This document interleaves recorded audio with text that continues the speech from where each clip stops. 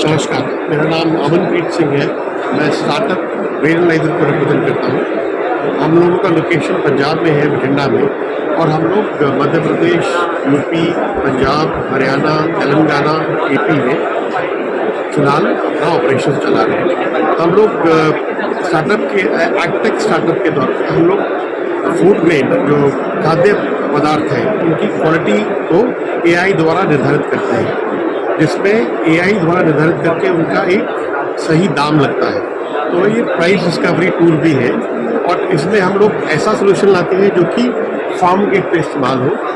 आप देख पा रहे हैं कि ये हमारा एक सोल्यूशन, जिससे हम दिखने वाले जो गेहूं के या दूसरे जिनसों के पैरामीटर हैं उनको ढूंढते हैं और रिपोर्ट करते हैं।